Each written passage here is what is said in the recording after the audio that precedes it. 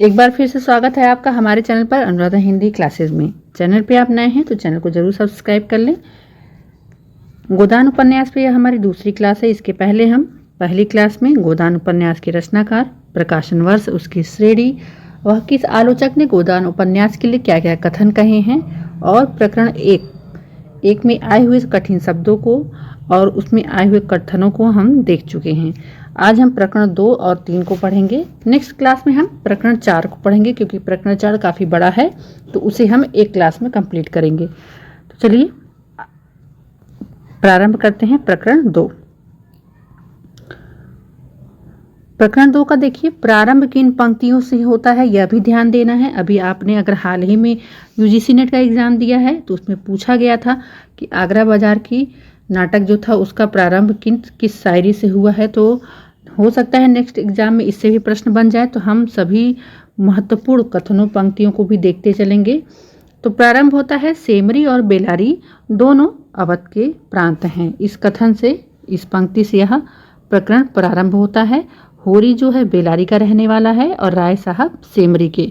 सेमरी और बेलारी के बीच की दूरी 5 किलोमीटर है। यह प्रकरण 5 में ही बताया गया है। आगे इसमें एक मोस्ट इम्पॉर्टेंट कथन था कि राय साहब सत्याग्रह आंदोलन में भाग लिए थे और उन्होंने जब भाग लिया था तो उस समय आसामियों को राय साहब से बहुत श्रद्धा हो गई थी। क्यों हो गई थी? क्योंकि वह सत्याग्रह आंदोलन के लिए जेल चले गए थे। और यहाँ प्रकरण 2 में ही बताया गया है कि राय साहब की पत्नी को मरे हुए 10 वर्ष हो गए थे। फिर आगे इसमें हम बढ़ते हैं। एक कथन आया हुआ है, बहुत ही महत्वपूर्ण कथन है जो राय साहब ने होरी से कहा था। तो होरी इस समय राय साहब के घर गया हुआ है। वहाँ पर दशहरे मेले का तैयारी हो रहा है जिसमें धनुष यज्ञ हो रहा है और एक नाटक के मंचन की भी तैयारी हो रही है। तो कथन यहाँ पे था कि जिसकी आत्मा में बल नहीं, अभिमान नहीं, वह आदमी नहीं है। तो यह किसने कहा था? राय साहब ने होरी से कहा था। और एक यहाँ पर और पंक्ति दी गई है। मान लीजिए इससे प्रश्न बन सकता है कि राय साहब को किसने अपंग बना दिया? तो मुफ्तखोरी ने राय साहब को अपंग बना दिया।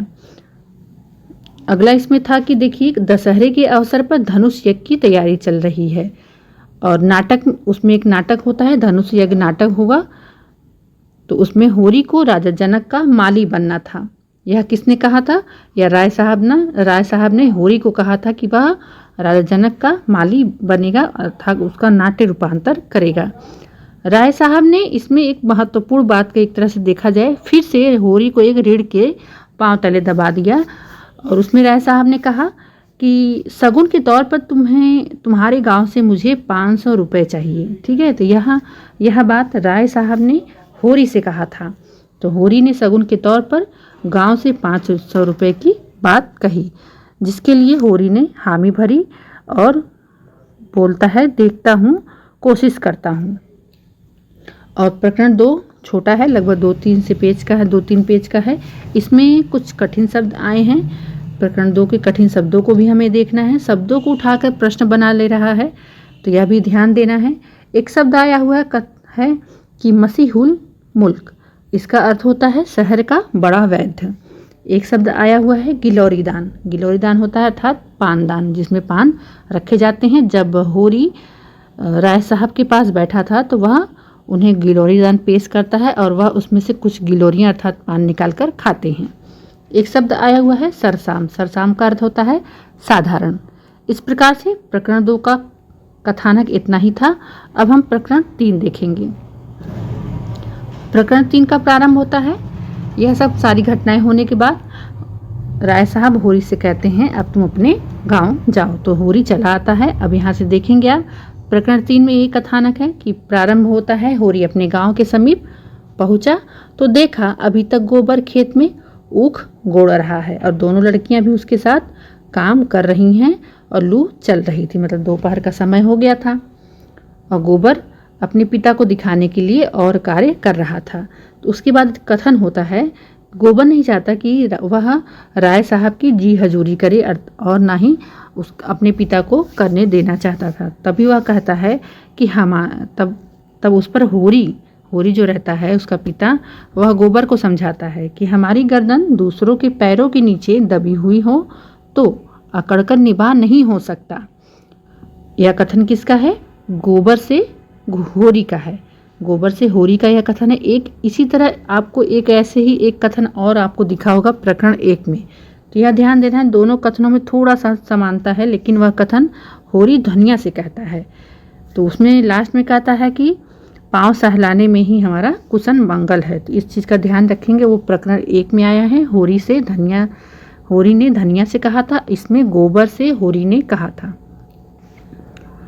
आगे इस प्रकरण में जौ को राजा कहा गया है और यहाँ पर आप इसको जौ कर लेंगे। जौ को राजा कहा गया है और गेहूं को चमार कहा गया है। क्यों कहा गया है? क्योंकि गेहूं जो है चमार लोग खाते हैं, ऐसा ही होरी ने कहा था, और जौ जो है जौ राजा लोग खाते हैं, ऐसा होरी ने कहा है। आगे इसमें देखते हैं तो भोला जो गाय है 80 रुपये में गाय देता है, किसको? होरी को, और उस गाय को पछाई गाय कहा जाता है। भोला 10 वर्ष बड़ा है, किससे? होरी से। यह प्रकरण 3 में ही बताया गया है। और यहाँ पर देखेंगे होरी मेले में दशहरे में राजा जनक का माली बन जाता है।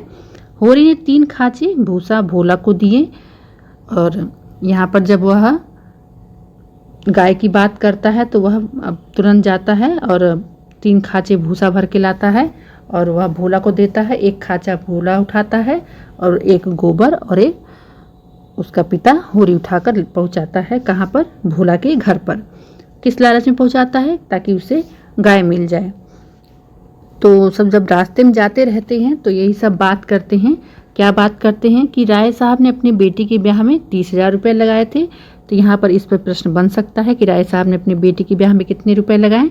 तो 30,000। और मंगरू ने अपने बाप अर्थात पिता के क्रियाक्रम में 5,000 रुपये लगाए। यह सब होरी और भोला के बीच बातें होती हैं रास्ते में।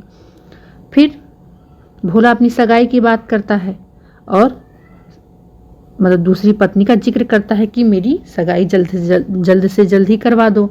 तो उस पर कहता है होरी, नाटन खेती बहुरियन घर। अर्थात एक कहावत है कि नाटे बैल खेती नहीं कर सकते और बहुएं जो हैं घर नहीं चला सकती। तो यहाँ पर ये कहावत होरी द्वारा कही गई है। उसमें एक वक्तव्य और आया हुआ है कि झुनिया का पति बम्बई में दूध का दुकान करता था। झुनिया यहाँ पर विधवा रहती है, वह भोला की बेटी रहती है। भोला के 2 बेटे रहते हैं, कामता और जंगी। एक बेटी रहती है झुनिया जो कि विधवा रहती है। उसका पति बम्बई में दुकान करता था, लेकिन हिंदू मुस्लिम की लड़ाई जब हुई तो किसी ने छुरा मारकर उसकी हत्या कर दी थी। तो यहाँ पर यह प्रकरण 3 में ही बता दिया गया है। और यहीं पर जब भूसा लेकर गोबर और होरी और भोला अपने घर पहुँचते हैं तो गोबर और झुनिया का मतलब एक तरह से मेल मिलाप होता है, हंसी ठिठोली होती है, बातें होती हैं। और यहाँ पर वह एक दूसरे को जब गोबर जाने लगता है तो पलट कर देखता है और झुनिया मुस्कुराती है। तो यहीं से उनके प्रेम प्रसंग का प्रारंभ होता है। तो यहाँ तक ये प्रकरण 3 का आपका कथानक था, जो कि बहुत ही महत्वपूर्ण है। आप चैनल पे नए हैं तो चैनल को जरूर सब्सक्राइब करें, शेयर करें, अच्छा लगे तो एक कमेंट जरूर दें। अब प्रकरण 3 में क्या कठिन शब्द आए हैं उनको बहुत ध्यान देना है। यहाँ पर एक शब्द आया हुआ है अंजन। जिस तरह से आप देखेंगे अभी पतंजलि शब्द को लेकर प्रश्न बना था कि पतंजलि शब्द आषाढ़ का 1 दिन में पतंजलि शब्द किसने बोला था? तो संगनी ने बोला था। तो यहाँ पर एक शब्द आया हुआ है अंजन शब्द। तो अंजन शब्द का प्रयोग किसने किया? धनिया ने किया। अंजन मतलब होता है काजल। एक शब्द आया हुआ है मरजात। मरजात का मतलब होता है मर्यादा। और एक शब्द आया हुआ है अलग्योझा। अलग्योझा मतलब होता है अलगाव। जब भोला और होरी अलगाव की बातें करते हैं, भोला बात करता है किससे? होरी से। होरी के 3 भाई रहते हैं, ये ध्यान दीजिएगा, शोभा और हीरा और होरी जो कि बड़ा रहता है। और तीनों भाई अलग हो जाते हैं। और अलगाव का कारण क्या रहता है ये भी ध्यान देना है। अलगाव का कारण हीरा की जो पत्नी रहती है पुनिया, वही अलगाव का कारण है। आप जब प्रकरण 4 पढ़ेंगे तो उसमें मेंशन किया हुआ है कि तीनों भाइयों के अलगाव का प्रमुख कारण पुनिया थी, अर्थात पुन्नी उसका नाम रहता है। तो इस प्रकार से प्रकरण 2 और प्रकरण 3 यहाँ पर कंप्लीट हुए। नेक्स्ट क्लास में हम मिलते हैं प्रकरण 4 के साथ। क्लास आपको अच्छी लगे तो शेयर करें, सब्सक्राइब करें चैनल को। बहुत बहुत धन्यवाद। मिलते हैं नेक्स्ट क्लास में।